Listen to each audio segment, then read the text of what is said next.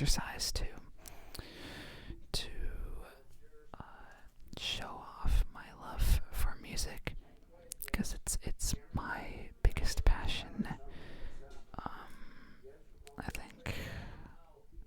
think it will be fun, and at the very least, you can listen to this while you're sleeping or some shit like that. I have a love for ASMR as well, so I get the appeal. So with that being said, to start off with,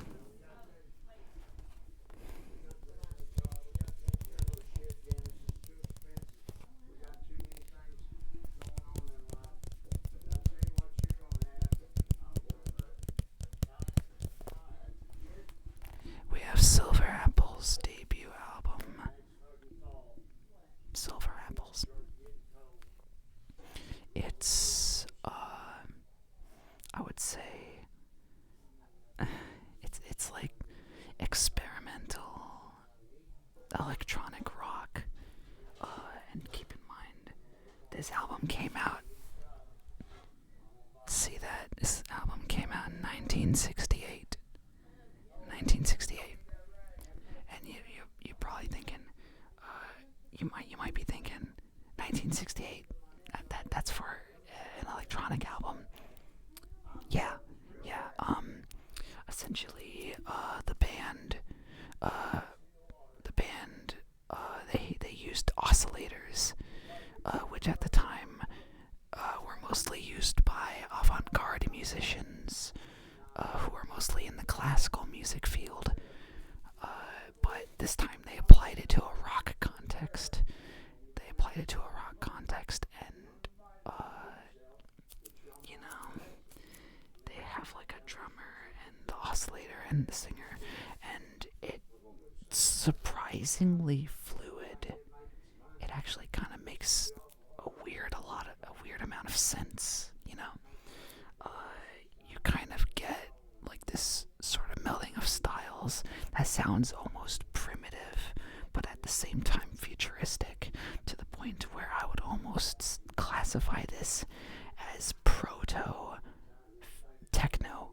I would almost classify this as the first techno album, or at the very least an album that would be very inspirational to techno and house and a lot of other electronic music genres to come. This is a fucking awesome album. You see the back there. They have the lyrics making out the shape of the Silver Apples logo. It's pretty fucking cool. I like this album a lot. Next up, on the complete opposite end of the spectrum, we have Carcass's Reek of Putrefaction. This is a seminal work in a genre known as gore grind, a subgenre of the grindcore movement. Basically, people took punk music and started adding more elements of metal, specifically more extreme metal genres like death metal and thrash metal, and they basically were trying to make the most extreme music in hardcore punk as possible. So, drums were getting faster, rhythms were getting faster, guitars were getting noisier. You had the riffs were getting faster, and vocals were like,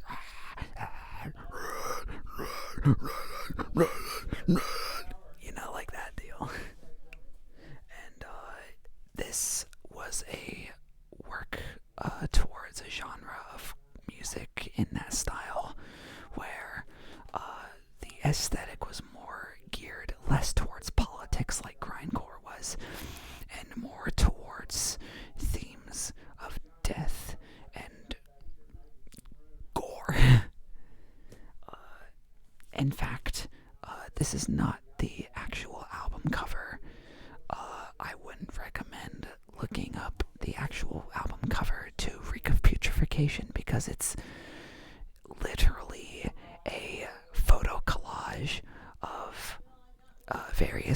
medical photos of corpses and gross medical conditions that I could only describe as the worst things that a human could go through. I believe they all do this sort of thing to communicate a sort of pro-vegan message, which is, you know, pretty fucking based. Pretty fucking based, if I have to say so myself. I fucking love this album. It is extreme as fuck. It will crush you to death. I'm very surprised I was able to find this, as well as Silver Apples, at the Stick It In Your Ear that I went to get this. This is fucking cool, and I recommend anybody who is even remotely curious about extreme music to pick up this one, or at the very least find it on Spotify or YouTube and listen to it. It's fucking awesome. And on another complete opposite note, we have fucking Drake. It's a fucking Drake album. Yeah, so we have Drake. Drake's Views, more specifically. Views from the Six. This, I believe, is a classic R&B album. You want to talk about very nostalgic music from the 2010s, from the mid 2010s. You gotta check this out. It's very long, of course, because Drake doesn't know how to kill his darlings. But I would say that even with the filler on this album, I would say that the vast majority of this album makes up for it just by the pure fucking wintry atmosphere of this album. It really fucking sinks into you, and you sink into it, and it just, like, it does things to you emotionally. I would say go into this with the expectation that there will be pop, that there will be R&B, specifically of the alternative R&B variety, you know, so very atmospheric, very airy, very almost ambient in nature, and expect a lot of sort of homages to Jamaican dance hall, or like the Afrobeat stuff. There was a lot of that. He was toying around with a lot of those sounds back then. This also has the classic song Hotline Bling. You have most likely heard it. You used to call me on my cell phone late night when you need my love. Yeah, this album's fucking killer. I love this one, and I recommend it to anyone who is even remotely fascinated with R&B, specifically of like the more recent alternative variety. Next up, we have a very, very underrated artist. I fucking love this one. Shout out to you, Zola. Shout out to Zola. We have Kitty Dog's Kitty Dog music album. This is a fucking classic, underground, classic bedroom pop album. You want to talk about music that you just want to sit in your bedroom and cry to.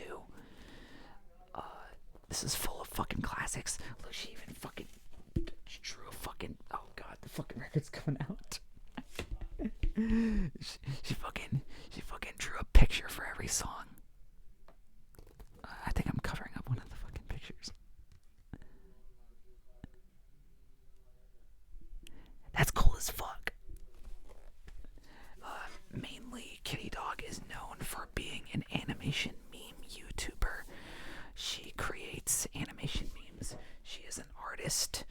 She is a furry, which is based as fuck, of course. And she's cool. I respect the fuck out of Kitty Dog. Kitty Dog is one of those artists that I genuinely look up to, as far as like people that really inspire me in my work as an artist. Kitty Dog's up there. this album. And if you use Rate Your Music, please, please positively rate this album so that we can get this higher. Because what the fuck is the user score for this on Rate Your Music? It's trash. What the fuck is wrong with y'all? Did you even listen to the album? You gotta be fucking kidding me. This shit's great. I fucking love this album.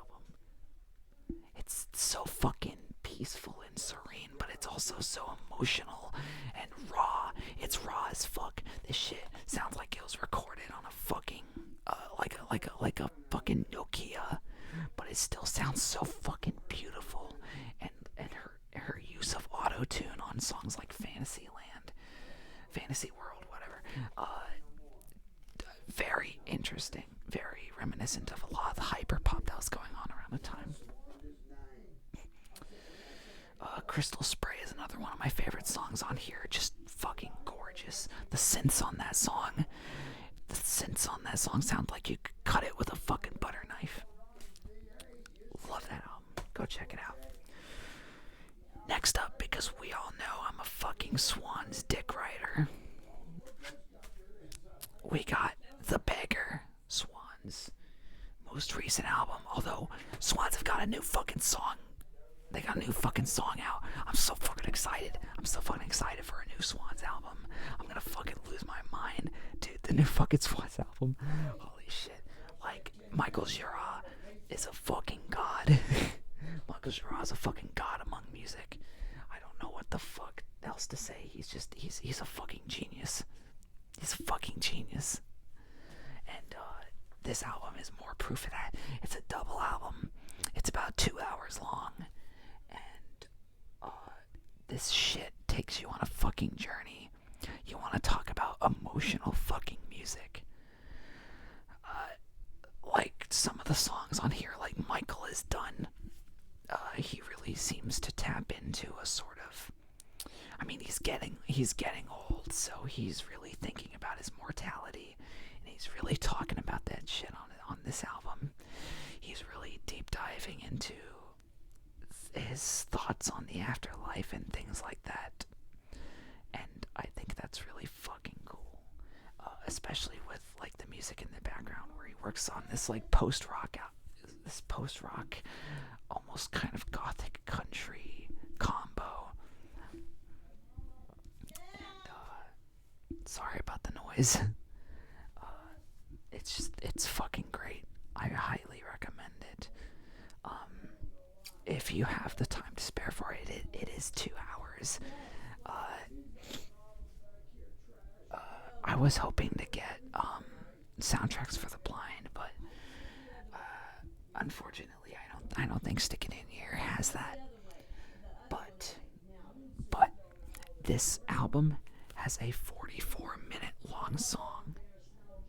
44-minute long song. Keep that in mind. Most albums are 40 minutes long, and this album has a song that is that long, and it will take you on a fucking journey. My fucking hands are getting numb. I think I'm gonna take these.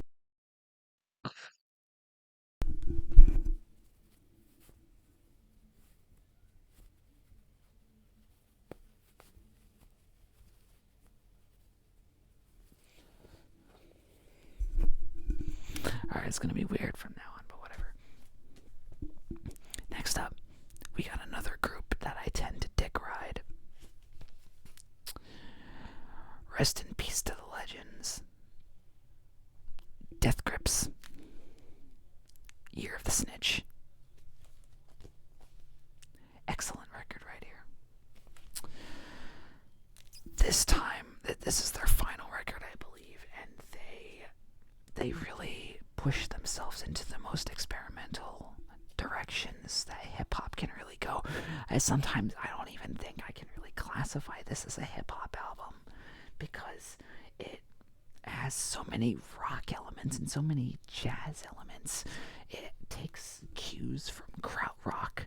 Sometimes it even has like a grindcore feel, like on Shit Show. That song is fucking completely foobar.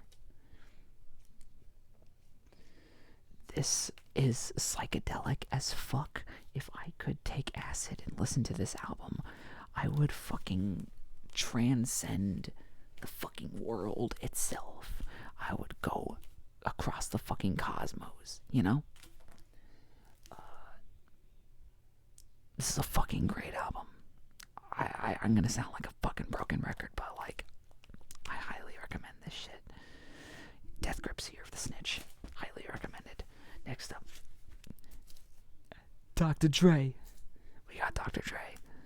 The Chronic. This is a classic in 90s hip hop.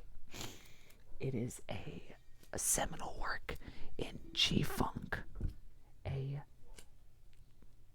gangsta rap take on funk music, specifically P-Funk, of the likes of Funkadelic and Parliament.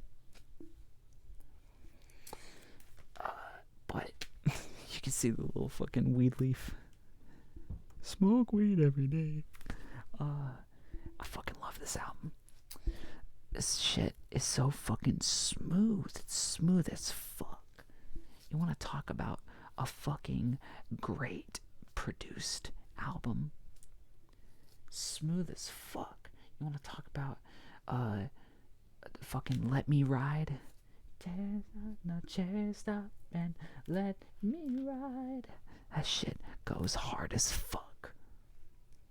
And I mean, it is like the only problem I would say is that it's given that it's a hip hop album from the 90s, it's pretty misogynist. You know, one of the songs is literally "Bitches ain't shit but hoes and tricks. Lick on these nuts and suck the dick." Yeah.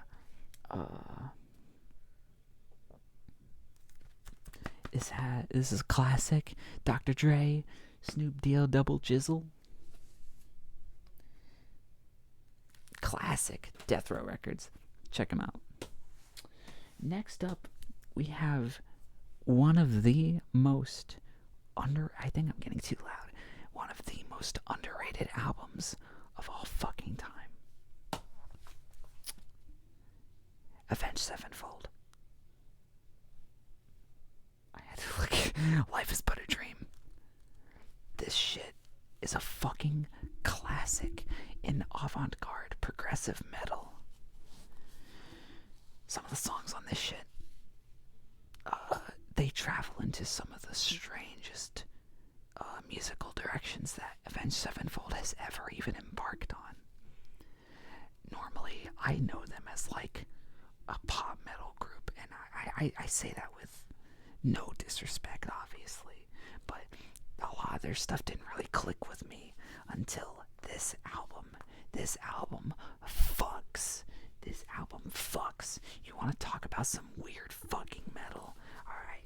You want to talk about some weird shit? We Love You. The stop start. The fucking more power, more pace, more money, more taste. Yeah, that shit. That hook goes so fucking hard. And you got Cosmic, one of the prettiest fucking songs they've ever made. Emotionally evocative as fuck. Beautiful Morning, Easier, the G.O.D. trilogy. That shit this shit takes you on a fucking journey, and it's not the most pleasant journey, but it takes you on a journey of death and existentialism, and it's fucking excellent. I highly recommend Avenged Sevenfold. Classic. It's a fucking classic. Fleetwood Mac. Rumors. This album. I mean, come on. You have to have seen this album cover before. It's almost as famous as Dark Side of the Moon. This shit's fucking fire. Alright, so you want to talk about albums that are made from pain. If there was any proof of the idea that pain creates great art, this is the album for that. Alright. This album, these people, they were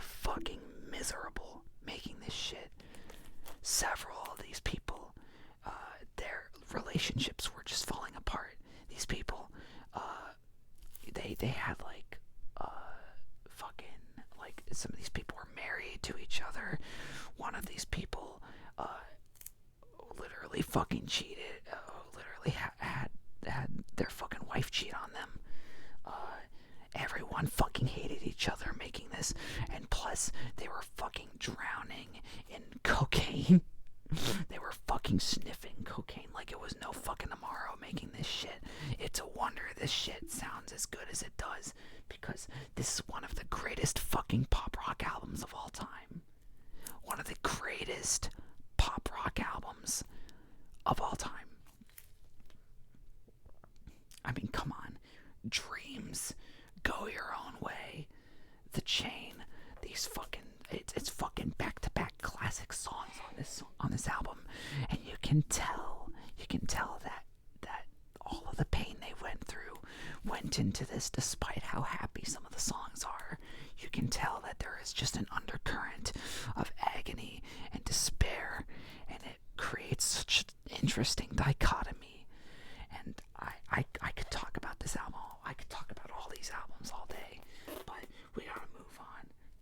Highly recommended if you want something to, feel romantic remorse for. Oh, Jesus.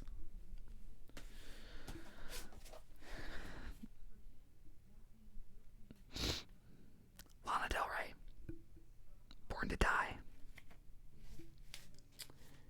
This is a fucking classic, of course. Classic in alternative pop. Honestly, it's definitely like one of those albums that kind of defined its genre, or its own little niche.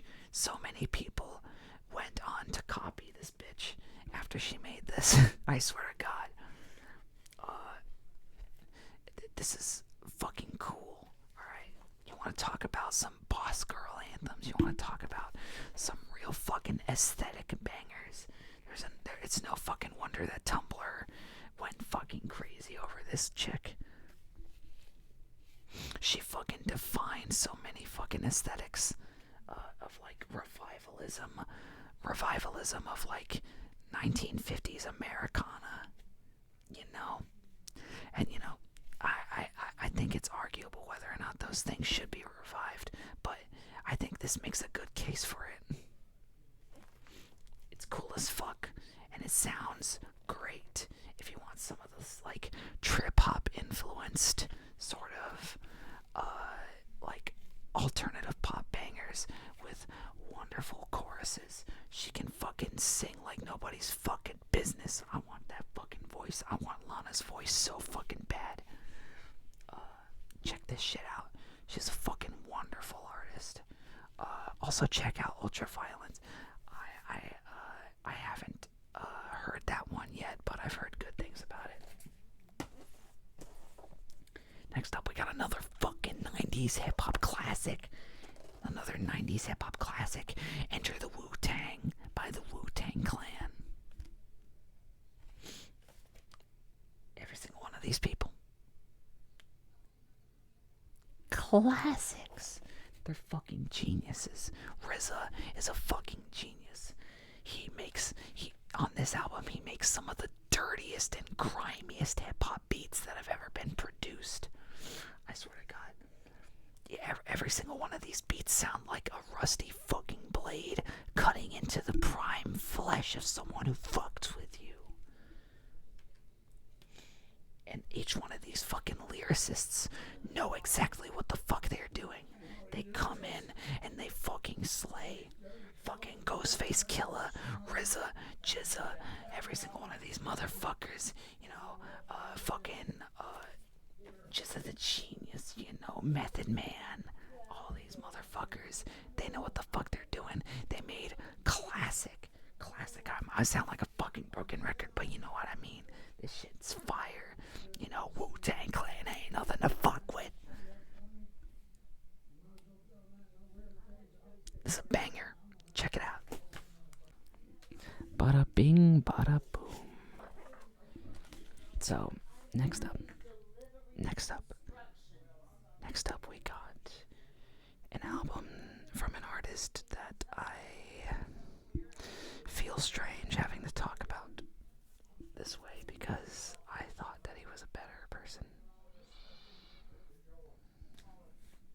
turns out I was wrong, but this is Kanye West, The Life of Pablo.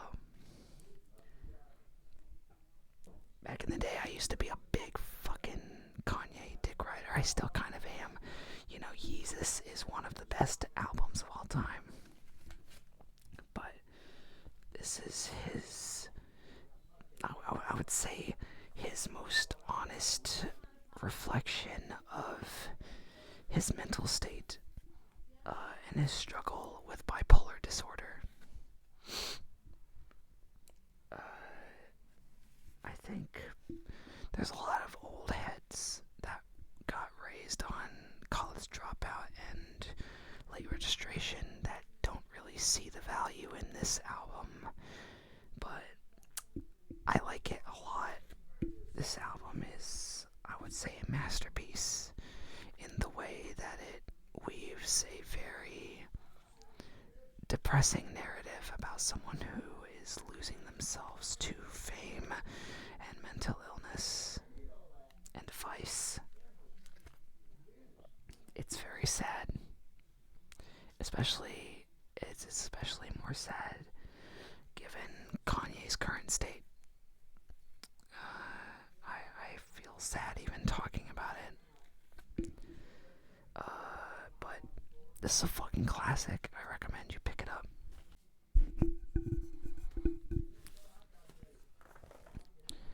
John Coltrane, I Love Supreme. Excellent jazz album. Spiritual jazz. This shit'll make you fucking ascend. This shit.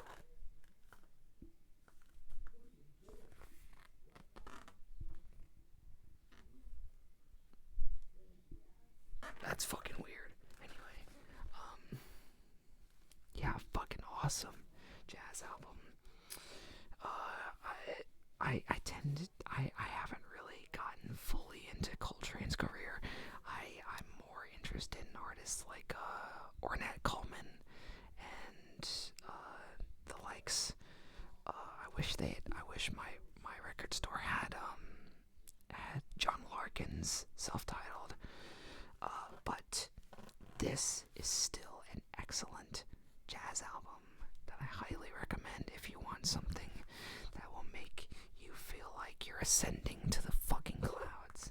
This shit is a fucking religious experience.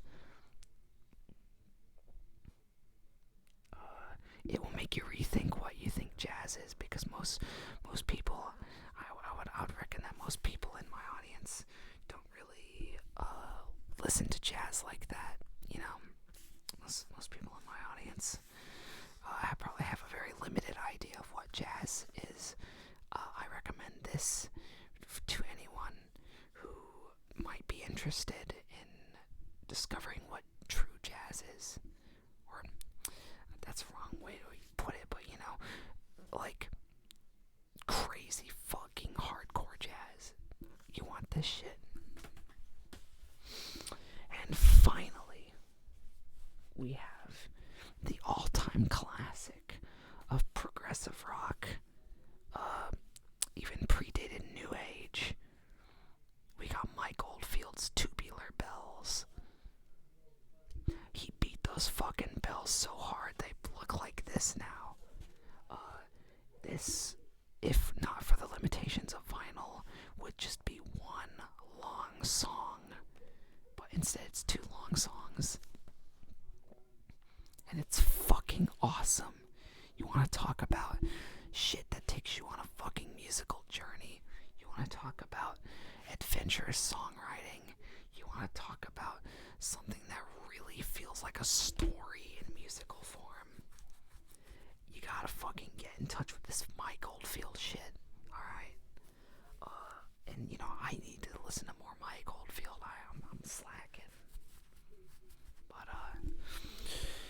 yeah, that's about it. That's all of my record collection. Thank you for watching.